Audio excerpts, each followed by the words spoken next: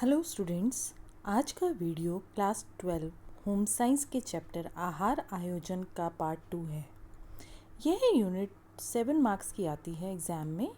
इस यूनिट को हम 8 और 10 शॉर्ट वीडियोस में कंप्लीट करेंगे। सबसे पहले आता है क्वेश्चन कि आहार आयोजन है क्या।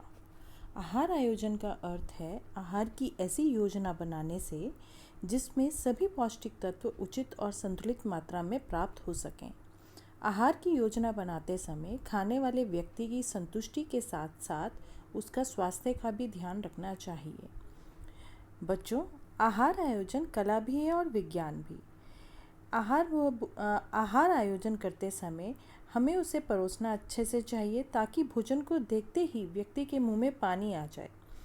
इसे विज्ञान भी कहा गया है क्योंकि विज्ञान की जानकारी से गृहिणी पौष्टिक खाद्य पदार्थ चुनकर परिवार के सभी सदस्यों को पौष्टिक आहार प्राप्त करा सकती है। इसलिए हम कह सकते हैं कि ये वह प्रक्रिया है जिसमें पोषण संबंधी सिद्धांतों को ध्यान में रखा जाता है और सुनिश्चित किया जाता है कि प्रतिदिन प्रत्येक आहार में हम क्या खाएं। एक आहार की योजना बनाते समय हमें बहुत सारी भोज्य सामग्री प्रस्तुत की जाती है।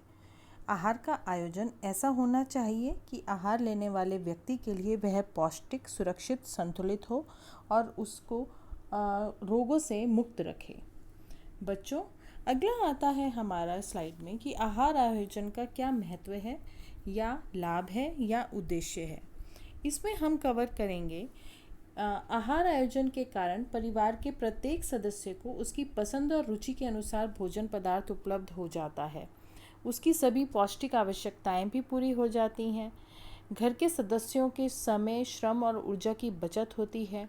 अगर हम पहले से ही योजना बना लें, या तो दैनिक, साप्ताहिक, अर्धमासिक या मासिक बनाएं, तो इससे समय, श्रम और ऊर्जा की बचत होती है। अगर हम मार्केट जा रहे हैं तो हम 1 वीक का सामान पहले ही ला सकते हैं। नेक्स्ट है आहार में विविधता एवं आकर्षण। आहार आयोजन करने से आहार में हम विविधता ला सकते हैं। इसमें हम क्या कर सकते हैं कि हम कोई भी एक चीज़ को अलग अलग स्टाइल से बना सकते हैं। कुकिंग के अलग अलग मेथड्स यूज़ कर सकते हैं। साथ ही आहार आयोजन करते समय बच्चों में हम अच्छी आदतों का भी विकास कर सकते हैं ताकि वो सब तरह के भोज्य समूह के पदार्थ खाएं।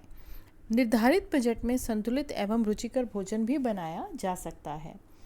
परिवार के प्रत्येक सदस्य के स्वास्थ्य की हम रक्षा कर पाते हैं। गृहिणी को अगर ज्ञान हो तो वैज्ञानिक ज्ञान से, कलात्मक ज्ञान से, अपने अनुभव और कुशलता से आहार आयोजन एक सक्सेसफुल क्रिया हो सकती है। परिवार के सभी सदस्यों की आवश्यकताओं की पूर्ति करने में आहार आयोजन सहायक होता है। नेक्स्ट स्लाइड में आता है कि कौन कौन से कारक हैं या कौन कौन से घटक हैं जो आहार आयोजन को प्रभावित करते हैं। इसमें हम कवर अप करेंगे आयु कैसे कि बड़े जो होते हैं हमारे घर के सदस्य, वो हल्का और आसानी से पचने वाला भोजन पसंद करते हैं, जबकि बच्चे जो होते हैं वो कोमल, कम मिर्च मसाले वाला भोजन पसंद करते हैं। दूसरा आता है पोषण संबंधी उपयुक्तता। बढ़ते हुए बच्चे को प्रोटीन रिच डाइट चाहिए होती है, उसमें विटामिन्स हो, मिनरल्स हो। इसलिए हमें आहार आयोजन करते समय उनका एज ग्रुप भी ध्यान रखना चाहिए और न्यूट्रिशनल नीड्स को भी ध्यान रखना चाहिए। फिर आता है व्यक्तिगत पसंद या नापसंद। पूरे परिवार का आहार आयोजन करते समय सदस्यों की रुचि भी देखनी चाहिए। अगर बच्चे दूध नहीं पी रहे हैं तो हम दूध को आइसक्रीम में कन्वर्ट कर सकते हैं, कस्टर्ड बना सकते हैं, कोई मिल्क शेक्स बना सकते हैं, खीर बना सकते हैं, पुडिंग बना सकते हैं, ताकि बच्चों को दूध के पौष्टिक तत्व मिल सकें। भोजन हमारी परंपराओं से और प्रथाओं से भी प्रभावित होता है। आहार का आयोजन जब हम करते हैं तो आप देखिएगा कि दक्षिण भारतीय खाने में चावल का ज़्यादा इस्तेमाल होता है और उत्तर भारतीय खाने में गेहूं का ज़्यादा इस्तेमाल होता है। उदाहरण के लिए कुछ परिवारों में मांसाहार को अधिक पसंद किया जाता है और कुछ में शाकाहार को।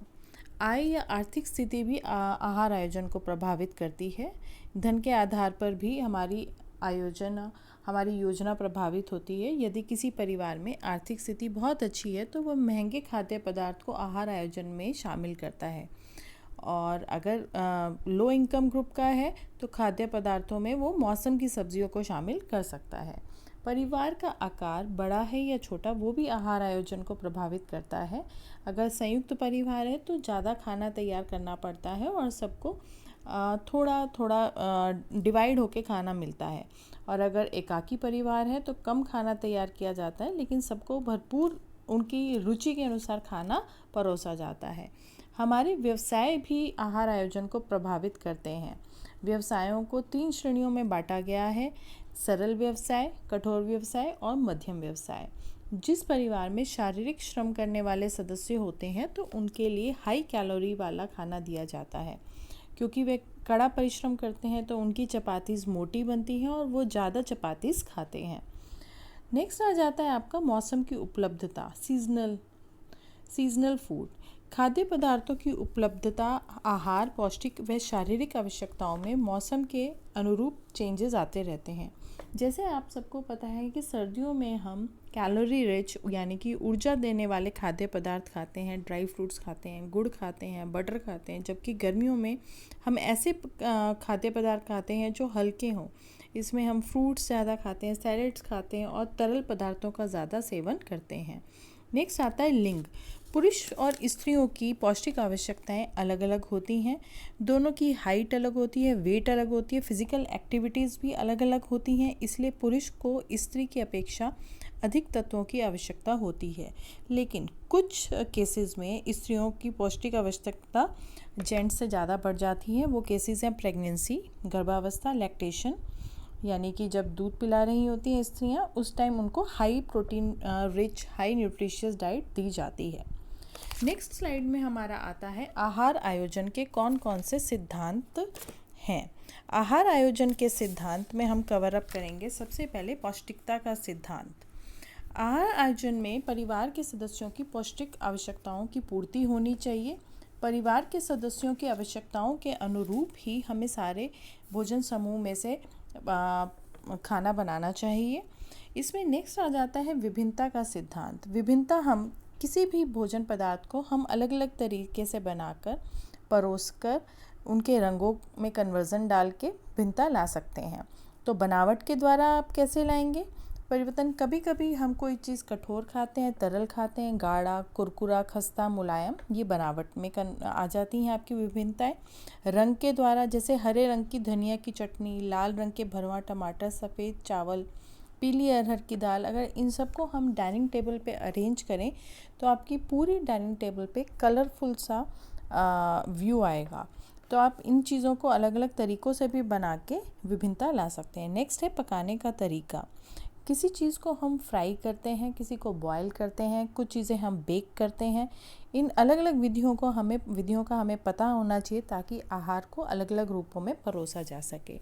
स्वाद कैसे आहार आयोजन के एक सिद्धांत में आता है, विभिन्नता के सिद्धांत में आता है। अलग अलग स्वादों का हम इस्तेमाल कर सकते हैं। हम अपने खाने में खट्टा मीठा का प्रयोग, नमकीन का प्रयोग, भोजन में कुछ व्यंजन तीखे बना के, कुछ फीके बना के और कुछ मीठे बना के परिवर्तन ला सकते हैं। हम साधनों की बचत का सिद्धांत भी एक पढ़ेंगे, बहुत इम्पॉर्टेंट है। किस किस चीज़ की हम बचत कर सकते हैं। भोजन स्वादिष्ट और पौष्टिक बनाना तो सबको ही अच्छा लगता है, लेकिन ज़्यादा समय, परिश्रम और धन ना लगे और ऐसे साधनों का प्रयोग करना चाहिए जिससे गृहिणी का ज़्यादा मेहनत ना लगे। तो कम से कम मेहनत में ऐसे आहार बनाएं जिससे पौष्टिक आवश्यकताओं की पूर्ति हो और वो खाना आकर्षक भी लगे। नेक्स्ट है परिवार की अनुकूलता का सिद्धांत। विभिन्न परिवारों में पौष्टिक आवश्यकताएं अलग होती हैं, क्योंकि हर परिवार में अलग अलग उम्र के सदस्य होते हैं, उनकी अपनी पसंद होती है, परिवार का आकार अलग होता है। तो हम अपने मूल आहार में थोड़े बहुत परिवर्तन करके अपनी फैमिली के अकॉर्डिंग बना सकते हैं। मान लीजिए अगर घर में कोई बड़े बुज़ुर्ग हैं तो हम उबली हुई दाल उनको दे सकते हैं। बिल्कुल जो वीनिंग स्टार्ट करते हैं हम जब छोटे बच्चों की, तो हम उनको भी उबली हुई दाल से दे सकते हैं। बाकी फैमिली मेम्बर्स के लिए हम उसमें छौंक लगा सकते हैं। और साथ ही साथ अगर हमें देखना होगा कोई संक्रामक रोग से ग्रस्त तो नहीं है, तो हम नॉर्मल डाइट में ही थोड़े थोड़े चेंजेस ला सकते हैं। नेक्स्ट आ जाता है आहार का उचित वितरण। जब हम आहार की टेबल बना रहे होते हैं, डाइट प्लान कर रहे होते हैं, हम पूरे दिन को एक यूनिट की तरह, एक इकाई के रूप में मानें, ताकि प्रत्येक समय के आहार में जितने भी पौष्टिक तत्व हैं वो मिलें। एक ही प्रकार के खाद्य पदार्थ बार बार यूज़ ना आए, समय समय पे आहार में विभिन्नता लाई जाए ताकि प्रत्येक पौष्टिक तत्व उचित मात्रा में शामिल हो सके। नेक्स्ट स्लाइड में आपका आहार आयोजन में विविधता बताइए कैसे कैसे आ सकती है। आकार प्रकार से, स्वाद सुगंध से, पकाने की विधि से और बनावट से। नेक्स्ट आ जाता है, बहुत इंपॉर्टेंट क्वेश्चन आता है, खाद्य वर्ग योजना। खाद्य वर्ग योजना ICMR ने दी है। ICMR Indian council of medical research, जिसके बारे में मैंने आपको अपने फर्स्ट वीडियो में भी बताया था। ICMR का क्या काम है, वो एक व्यक्ति के लिए ज़रूरी जितने भी पौष्टिक तत्व हैं उनकी प्रस्तावित दैनिक मात्रा, रिकमेंडेड डाइटरी अलाउंस जिसको हम RDA भी कहते हैं, विटामिन, खनिज लवण जैसे आवश्यक पोषक तत्वों की मात्रा जो होती है अलग अलग आयु वर्ग और लिंग के अकॉर्डिंग जितनी भी दैनिक पौष्टिक संबंधी आवश्यकताएं होती हैं उनकी पूर्ति के लिए जो ज़रूरी होती हैं वो अपनी रिकमेंड करती है। इसमें हम 5 वर्ग पढ़ते हैं मेन, और जो भी 5 समूह बनाए गए हैं उनमें मिलते जुलते पदार्थों को लाया गया है और वो पदार्थ पौष्टिक तत्वों के आधार पे ग्रुपिंग की गई है। पहला आ जाता है अनाज वर्ग। अनाज वर्ग में आपके आते हैं रागी, इसमें रागी बाजरा आते हैं जिसके अंदर कैल्शियम और लोह तत्व बहुत ज़्यादा होता है। विभिन्न प्रकार के अनाज आते हैं, चावल आ जाते हैं। दूसरा आता है जड़ वाली सब्जियां इसी वर्ग में ही, इसमें शकरकंदी, जिमीकंद, अरबी, आलू आते हैं। ये जो वर्ग है इससे हमें ऊर्जा मिलती है। दूसरा आते हैं दाल और सूखे मेवे जिसमें सोयाबीन आ जाती हैं और विभिन्न प्रकार की दालें आ जाती हैं। इससे हमें प्रोटीन भी मिलता है, ऊर्जा, वसा, विटामिन B कॉम्प्लेक्स भी मिलता है। मूंगफली भी इसी में ही आती है, उससे विटामिन और वसा प्राप्त होता है। दालों का पौष्टिक तत्व बढ़ाने के लिए हम उनका खमीरीकरण और अंकुरण कर सकते हैं। नेक्स्ट आ जाता है आपका थर्ड ग्रुप, इसमें जो आता है वो पशुजन्य पदार्थ हैं जिसमें दूध और दूध से बने पदार्थ तथा अंडे तथा मीट भी आते हैं। इनसे हमें मिलता है प्रोटीन, वसा, calcium, vitamin A, riboflavin, vitamin B12, vitamin A, vitamin D भी हमें इनसे प्राप्त होता है। नेक्स्ट आ जाता है फल और सब्जियां। इसमें जो फल हैं उसके अंदर आपके सारे फ्रूट्स आ जाएंगे। एक बात ध्यान देने की है कि चीकू और अनार, इसमें ये लोह तत्व बहुत होता है और केले में पोटेशियम अच्छा माना जाता है। हरी पत्तेदार सब्जियों में चलाई का साग, मेथी, पुदीना, सरसों का साग, धनिया जो कि लोहा, विटामिन C और कैल्शियम से रिच है वो उनमें पाया जाता है और साथ ही साथ इसमें फॉलिक एसिड भी पाया जाता है। दूसरी सब्जियां भी इसी ग्रुप में आती हैं। फोर्थ ग्रुप में ही फ्रांसफली, लौकी, टमाटर विटामिन C युक्त होती हैं। वसा और चीनी वर्ग में हमें बहुत ज़्यादा वसा में ऊर्जा मिलती है। इसमें मक्खन जो कि विटामिन A का अच्छा सोर्स है। देसी घी में विटामिन A नहीं पाया जाता लेकिन विटामिन A मक्खन में पाया जाता है। उसके अलावा वनस्पति घी ये भी इसी वर्ग में आता है। और चीनी में आएंगे चीनी, गुड़, शक्कर। ये गुड़ और शहद जो होती है उसमें लोहा और खनिज लवण मिलते हैं और चीनी से हमको कार्बोहाइड्रेट मिलता है। लेकिन जिन लोगों को डायबिटीज़ है उनको ये ग्रुप में थोड़ा अवॉइड करना चाहिए। और साथ ही साथ जो हार्ट के पेशेंट्स हैं, कोलेस्ट्रॉल के पेशेंट हैं, उनको चीनी तो कम खानी चाहिए सबको, और साथ ही साथ मक्खन, घी भी कम खाना चाहिए। हमारा प्रत्येक समय का आहार इन्हीं समूह से बनना चाहिए और हर एक समूह में एक से एक पदार्थ हर तरह के आहार में शामिल होना चाहिए। उसी से हमारा आहार संतुलित रहेगा और हम कुपोषण से बचेंगे।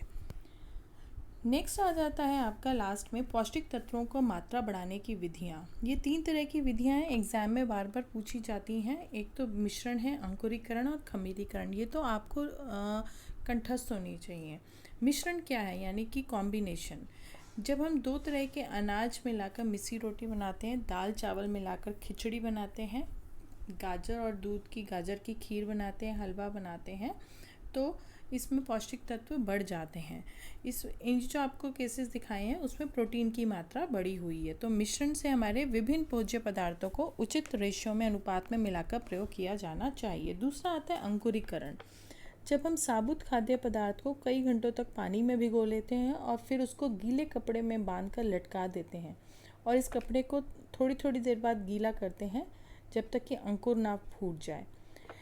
तो अंकुर निकलने का समय हमारे तापमान पर निर्भर करता है। सर्दी में अंकुर देर से निकलते हैं और गर्मी में ये जल्दी निकलते हैं। इस विधि से हम सोयाबीन, साबुत मूंग, मोठ, काले चने के अंकुर निकाल सकते हैं। बेटा अंकुरित जो खाद्य पदार्थ हैं उससे हम चाट बना सकते हैं, सब्ज़ी बना सकते हैं, दाल बना सकते हैं। इसमें विटामिन सी इंक्रीज़ हो जाता है काफ़ी।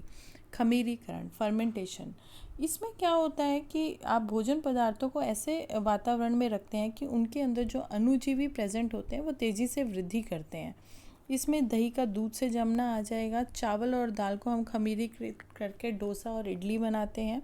इस विधि से चावल और दाल को हम अलग अलग पानी में 5-6 घंटों के लिए भिगोते हैं और फिर उनको पीसकर 10 से 12 घंटों के लिए अलग रख देते हैं। उसमें उसके अंदर जो अणुजीवी प्रेजेंट होते हैं वो उसकी फर्मेंटेशन कर देते हैं, खमीर पैदा कर देते हैं। और कई बार हम कुछ ऐसी चीज़ें बनाते हैं जिसमें हमें बाहर से खमीर डालना पड़ता है। इसमें आपका आ जाता है बेकिंग वाले प्रोडक्ट्स आ जाते हैं, इसमें भटूरा भी आ जाता है, पिज़्ज़ा भी आ जाता है, ब्रेड, खमीरी रोटी, ये सब आ जाती हैं। इस विधि का फ़ायदा क्या है? इसके हमारे द्वारा राइबोफ्लेविन और निकोटिनिक अम्ल की मात्रा बढ़ जाती है। तो बच्चों, मुझे लगता है कि आपको ये पसंद आया होगा। I hope you all get clear regarding the basic concept and principles and factors affecting meal planning. Next video के लिए आप वेट करें। Thank you.